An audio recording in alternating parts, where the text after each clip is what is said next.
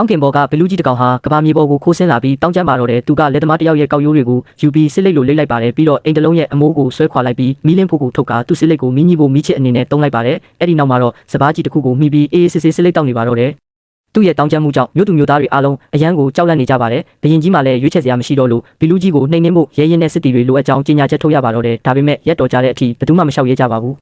ဘရင်ကြီးဘာလို့ရမှန်းမသိဖြစ်နေချိန်မှာပဲမြို့ထဲကအချုပ်သမားလေးတယောက်ဟာရင်ကောင်း9ကောင်ကိုတစ်ချက်ထဲနဲ့ရိုက်တက်လိုက်ပါတယ်သူကတစ်ချက်ထဲနဲ့9ကောင်ကိုတတ်နိုင်ခဲ့တယ်ဆိုပြီးကြွားလုံးထုတ်ကလမ်းလျှောက်နေခဲ့ပါတယ်ဒီသတင်းကဘရင်ကြီးစီချက်ချင်းရောက်သွားပါတယ်ဘရင်ကြီးကအချုပ်သမားလေးကိုချက်ချင်းခေါ်ခိုင်းပြီးတစ်ချက်ထဲနဲ့9ကောင်ကိုတကယ်တတ်နိုင်ခဲ့တာလားလို့မေးပါတယ်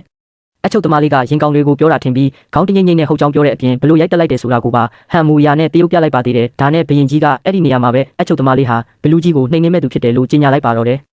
အချုပ်သမားလေးကတော့လန့်ပြီးမြင့်တက်သွားပါတယ်သူရှင်းပြဖို့ပြင်လိုက်ပေမဲ့ဘရင်ကြီးကသူတာအောင်မြင်ခဲ့ရင်မင်းသမီးလေးနဲ့လက်ထပ်ပေးမယ်လို့ထပ်ပြောလိုက်ပါတယ်သူဘာဖြစ်သွားမှန်းမစဉ်းစားနိုင်ခင်မှာပဲမင်းသမီးလေးကသူ့စီပြေးလာပြီးအချိန်ချင်းနမ်းပါတော့တဲ့အနမ်းတွေကြောင့်မိမောသွားတဲ့အချုပ်သမားလေးဟာအဲ့ဒီတာဝန်ကိုမတိမတာလက်ခံလိုက်မိပါတော့တယ်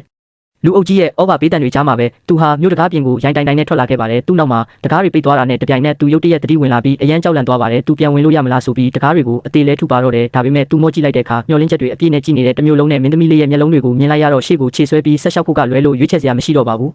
ဒါပေမဲ့အချုပ်သမားလေးတယောက်ကဘလူးကြီးကိုဘလို့လုပ်တိုက်ခိုက်နိုင်မှာလဲ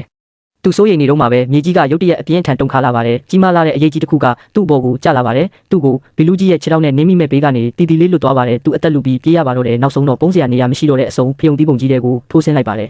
ဘလူးကြီးကလည်းလမ်းလျှောက်ရတာပြင်ပန်းလာတဲ့အတွက်အနီးအနားကအိမ်တလုံးပေါ်မှာထိုင်ပြီးအနားယူလိုက်ပါတယ်အချုပ်သမားလေးတက်ပြင်းချခွင့်ရရုံရှိသေးဘလူးကြီးကဖယုံသီးတွေကိုအလောတကြီးလက်တဆုပ်စာလှမ်းယူလိုက်တာကိုမြင်လိုက်ရပြီးသူပါဘလူးကြီးရဲ့ပါဇက်ထဲကိုပါသွားပါတော့တယ်ကံကောင်းထောက်မှစွာနဲ့သူကဘီလူးကြီးရဲ့လက်ချောင်းထဲကအသားကလေးတစ်ခုကိုအချိန်မီဖမ်းကင်ထားနိုင်ခဲ့ပါတယ်ဘီလူးကြီးကသူ့လက်ချောင်းထဲမှာတစ်ခုခုတနေတယ်လို့ထင်သွားတဲ့အတွက်ရေတွင်းတွင်းလုံးကိုဆွဲနှုတ်ပြီးလက်ချောင်းထဲကိုရေတွေလောင်းချလိုက်ပါတယ်အချုပ်သမားလေးဟာရေတွေနဲ့အတူဘီလူးကြီးရဲ့ဘိုက်ထဲကိုမျောပါသွားပေမဲ့ကျိုးတစ်ချောင်းကိုတုံးပြီးအပြင်ကိုပြန်တွေ့တက်လာခဲ့ပါတယ်အခုတော့ဘီလူးကြီးကသူ့ကိုမြင်သွားပါပြီးဒေါသတကြီးနဲ့သူ့ကိုလှမ်းရိုက်လိုက်ပေမဲ့အချုပ်သမားလေးကလက်ကနေတဆင့်အင်ဂျီလက်ပွားကြီးတွေကိုလှက်တပြက်ဝင်သွားပါတယ်ဘီလူးကြီးကသူ့ကိုဖမ်းဖို့လက်ရှို့သွင်းလိုက်ပေမဲ့အချုပ်သမားလေးကအင်ဂျီလက်မှာအပေါက်တစ်ပေါက်ဖောက်လိုက်ပါတယ်အဲ့ဒီအပေါက်ကနေဘလူးကြီးရဲ့လက်ထွက်လာတဲ့အခါအချုပ်သမားလေးကသူ့ရဲ့အနဲ့ချီကျိုးကိုတုံးပြီးဘီလူးရဲ့လက်နဲ့အင်ဂျီလက်ကိုအမြန်ချုပ်လိုက်ပါတော့တယ်ပြီးတော့သူကဘလူးကြီးရဲ့ခေါင်းပေါ်ကိုတက်သွားပြီးနှာခေါင်းမှာကျိုးတစ်ချောင်းချီကခေါင်းကနေခြေဖျားအထိအဲ့ဒီကျိုးနဲ့တင်းကျပ်နေအောင်ချီနှောင်လိုက်ပါတယ်နောက်ဆုံးမှာတော့ခြေချင်းဝင်နာကကျိုးကိုအားကုန်ဆွဲလိုက်တဲ့အခါဘလူးကြီးမြေကြီးပေါ်ကိုလဲကျသွားပါတော့တယ်ဘလူးကြီးကိုအောင်နိုင်သွားပြီးတဲ့နောက်မှာတော့တိုင်းပြည်ကအဲ့ဒီနေရာမှာကစားကွင်းတစ်ခုဆောက်လုပ်လိုက်ပါတော့တယ်낙하산란강 내지နိုင်ဖို့အကောင့်ကို follow ရပါအချိုရီတို့ရဲ့